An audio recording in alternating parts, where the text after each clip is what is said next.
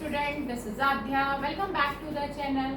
आज हम स्टार्ट कर रहे हैं 9th क्लास की एक्सरसाइज 6.2 का क्वेश्चन नंबर 3। आइए देखिए, बोर्ड पर मैंने फिगर बना दी है ऑलरेडी। क्वेश्चन नंबर 3 की ये फिगर है। आप अपनी एनसीईआरटी न्यू एडिशन की बुक जरा चेक करें तो आपको ये फिगर दिखाई दे जाएगी।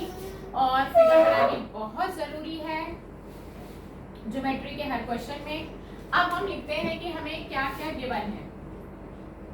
क्वेश्चन में हमें क्या क्या दिया है, हमने गिवन हेडिंग दे दी है। पहला हमें दिया है कि ए बी और सी डी ये दोनों लाइंस आपस में पैरेलल है। दूसरा पॉइंट हमें दिया है कि ई एफ परपेंडिकुलर, ये जो उल्टा टी बना हुआ है ये परपेंडिकुलर का सिंबल होता है। ई एफ परपेंडिकुलर है सी डी पर। और तीसरा पॉइंट हमें दिया है कि एंगल जी ई डी, देखिए जो अल्फाबेट सेंटर में होता है एक्चुअली उसी पर ही एंगल बन रहा होता है जिसकी मेजरमेंट 126 दी है। ये तीन इंफॉर्मेशन हमें दी गई है और हमें अब अगली हेडिंग डालनी है टू फाइंड। ये हमें क्या क्या निकालना है। देखिए सबसे पहले हमें AGE एंगल AGE पता लगाना है, देन एंगल GEF पता लगाना है और देन एंगल FGE पता लगाना है। ये तीन एंगल की वैल्यूज हमें निकालनी है। नेक्स्ट हेडिंग आएगी हमारी सॉल्यूशंस। ठीक है, तो ये आप देख रहे हैं बहुत ही अच्छा सा रिप्रेजेंटेशन देना है ज्योमेट्री का, बहुत साफ सुथरा काम करना है। थर्ड हेडिंग पर ध्यान देना है, फिगर बनानी जरूरी है, उसकी लेबलिंग करनी भी बहुत जरूरी है। AGE एंगल AGE हमें पता लगाना है, मैंने इसको मार्क कर दिया है। और आप चाहें तो इसको नाम भी दे सकते हैं एंगल वन। बार बार हमें AGE ना लिखना पड़े तो उसको हमने नाम दे दिया। जब भी आप अपनी तरफ से किसी एंगल को नाम दें तो आप उसको सबसे पहले फिगर में हाईलाइट करिए कि आपने किसको क्या नाम दिया है। तो जैसे कि मैंने फिगर में आपको दिखाया है कि ये एंगल वन है, तो आपको फिगर में वहां पर इंडिकेट करना या हाईलाइट करना जरूरी है। फिर है एंगल GEF, यानी कि ये वाला एंगल है। देखिए मैं बार बार बोल रही हूँ, जो अल्फाबेट सेंटर में होता है एक्चुअली में एंगल उसी पे बन रहा है। GEF आपको पता लगाना है, हम इसको नंबर 2 दे रहे हैं। ये नेमिंग है, 1 और 2 नेमिंग है एंगल की, ना कि इनकी मेजरमेंट है। और FGE यानी कि ये वाला एंगल है और इसको हमने नंबर 3 दे दिया है। राइट, अब हम अपने सॉल्यूशन पे चलते हैं। सबसे पहले हमें एंगल GED दिया है पूरा 126। देखिए हमें ये भी दे रखा है कि EFCD पर परपेंडिकुलर है। परपेंडिकुलर है तो यहाँ बॉक्स भी बना हुआ है, और अगर बॉक्स ना भी बना होता तो आपको पता होना चाहिए कि परपेंडिकुलर, दो लाइंस परपेंडिकुलर तभी बनती हैं जब वो वहां पर मीटिंग पॉइंट पर 90 डिग्री का एंगल बनाती हैं। तो फिलहाल यहाँ पर ये 90 डिग्री का एंगल बना रही है। बॉक्स भी हमें यही बता रहा है, ये 90 डिग्री है। राइट, अब पूरा एंगल देखिए, मैं आपको यहाँ पे फिगर में बता रही हूँ, ये पूरा एंगल यहाँ से लेकर यहाँ तक ये पूरा एंगल 126 है। ठीक है, और आपसे अगर मैं पूछूं एंगल 2 की वैल्यू क्या होगी तो आप एंगल 2 की वैल्यू क्या बताएंगे। देखिए अगर मैं यहाँ से लेके यहाँ तक की एंगल की मेजरमेंट आपको बता रही हूँ और फिर यहाँ से लेके यहाँ तक के एंगल की मेजरमेंट 90 है, अगर आप बड़े में से यहाँ से लेकर यहाँ तक के एंगल में से इतना टुकड़ा माइनस कर देंगे एंगल का जो कि 90 है, तो आपके पास बचे हुए इस टुकड़े की वैल्यू आ जाएगी। आप फिर से एक बार समझिए, मैं आपको क्या बता रही हूँ, हमें ये एंगल 2 निकालना है। राइट, एंगल 2 निकालने के लिए अगर मैं बड़े में से इतना एंगल माइनस कर दूं, यहाँ से EF वाली बाउंड्री से लेकर इस बाउंड्री तक ये 90 है। 126 में से जब 90 माइनस होगा तो ऑटोमेटिकली हमारे पास एंगल 2 की वैल्यू आ जाएगी। तो हम यहाँ लिख लेते हैं एंगल 2 हमारा होगा 126 माइनस 90। ठीक है, आप 126 में से 90, और आपने ये इक्वेशन कैसे फॉर्म कर ली, आप यहाँ लिख सकते हैं फ्रॉम फिगर। आपने फिगर को देखा और आपने ये इक्वेशन फॉर्म कर ली। 126 में से आप 90 माइनस कर दीजिए तो आपका आएगा 36। आप इसको बॉक्स बना दीजिए क्योंकि ये वैल्यू आपको निकालनी थी। एंगल 2 एक्चुअली में एंगल GEF है, जिसपे मैंने टिक लगाया है कि ये वैल्यू आप निकाल चुके हैं, राइट। चलिए आगे बढ़ते हैं हम। जब दो लाइंस पैरेलल होती हैं, AB और CD, ये आपस में पैरेलल है, क्वेश्चन में दे रखा है। तो देखिए एक Z की शेप बन रही है, जिसको मैं थोड़ा सा बोल्ड कर रही हूँ फिगर को। आप मेरे पेन को देखिए, मार्कर को देखिए कहाँ चल रहा है, ये इस तरह से चल रहा है। देखिए ये Z बन रहा है और ऐसा बन रहा है, मैं आपको दिखा देती हूँ ताकि आपको उसमें ढूंढने में थोड़ी सी मदद हो जाए। इस तरह की फिगर है और ये मेरा एंगल 1 है। मैंने इसका एक टुकड़ा लेके आपको समझाया, जबकि पेपर में आपको ऐसा करने की जरूरत नहीं, ये सिर्फ आपको समझाने के लिए है। ये एंगल 1 है और ये एंगल GED है, ये पूरा एंगल GED है, ठीक है।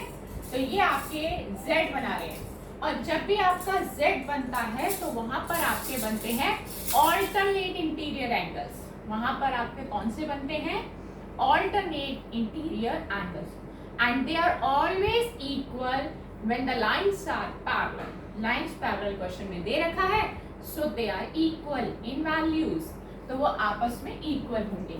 अब आप जानते हैं कि GED की वैल्यू 126 क्वेश्चन में गिवन है, तो डायरेक्टली आप एंगल 1 की वैल्यू 126 लिख सकते हैं।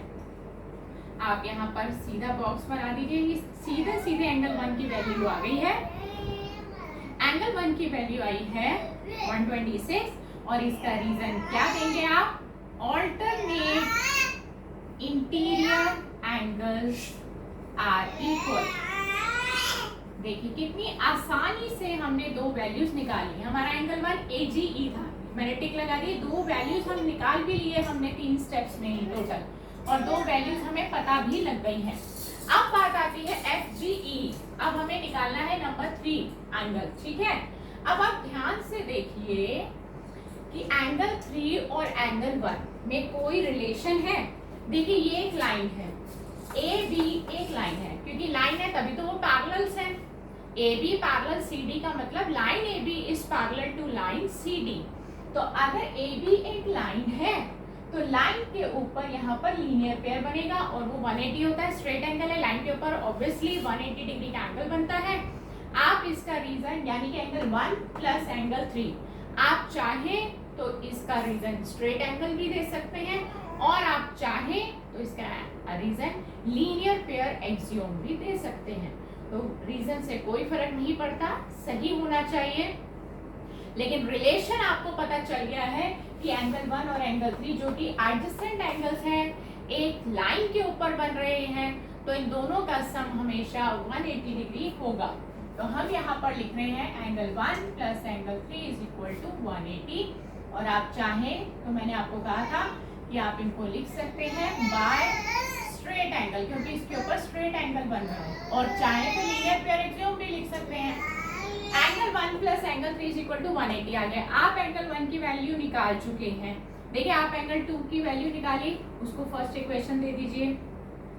एंगल 1 की वैल्यू 126 है, यहाँ पे स्पेस नहीं है, मैं एरो डालकर यहाँ पर दे रही हूँ। आपको हमेशा राइट साइड पे ही इक्वेशन को मार्क करना होता है, आप ये याद रखिएगा। स्पेस ना होने के कारण मैंने यहाँ दे दिया, अदरवाइज आपको इस साइड ही देना होता है। ये नंबर 2 इक्वेशन हो गई। आप एंगल 1 की वैल्यू इस सेकेंड इक्वेशन से, देखिए ये सेकेंड इक्वेशन है, एंगल 1 126 आ चुका है।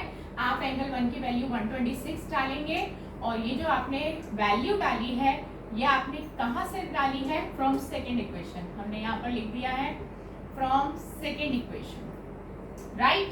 126 यहाँ प्लस हो रहा है, उधर जाकर माइनस होगा। हमारी जो लीनियर इक्वेशन हम सॉल्व करना सीखते हैं उसमें ये सिखाया जाता है कि लीनियर इक्वेशन को कैसे सॉल्व किया जाता है। 126 यहाँ प्लस का है, राइट साइड में जाएगा तो माइनस का हो जाएगा। तो एंगल 3 की वैल्यू आपके पास आ जाती है 54, ठीक है। तो ये हमारे एंगल 3 की वैल्यू आ गई है और आप इसको नंबर 3 इक्वेशन दे दीजिए। अब आप क्या देखते हैं एंगल 3 यानी कि फाइनली आपको FGAB मिल गया। इस पे भी मैंने टिक लगा दिया कि हमें तीनों एंगल्स मिल गए हैं। तो आप फ्रॉम 1 2 3 तीनों इक्वेशंस को जब आप चेक करेंगे तो आप तीनों एंगल्स की वैल्यू निकाल चुके हैं। तो आप यहाँ लिख सकते हैं वी गेट, हमें क्या क्या मिला? AGE कितना था? GEF कितना था और FGE कितना था? FG अभी FGE यानी कि नंबर 3 की वैल्यू आई है 54। GEF यानी कि एंगल 2 सबसे पहले हमें पता लग गया था 36 है, और AGE हमारा एंगल 1 है जो कि 126 है। तो ये 3 वैल्यूज हमें क्वेश्चन में बोला गया था, आप निकालिए। हमने ये तीनों वैल्यूज आपको निकाल के दे दी, यही हमारा आंसर आ गया है, राइट। तो हमने इस क्वेश्चन में ऑल्टरनेट इंटीरियर एंगल्स का कॉन्सेप्ट समझा कि क्या होता है, परपेंडिकुलर लाइंस क्या होती हैं, दो लाइंस जिस पॉइंट पर मीट करती हैं वहां पर हमेशा 90 डिग्री का एंगल बनाती हैं। परपेंडिकुलर का सिंबल हमेशा उल्टा T होता है। लाइंस पैरेलल हो तो ऑल्टरनेट इंटीरियर एंगल्स इक्वल होते हैं।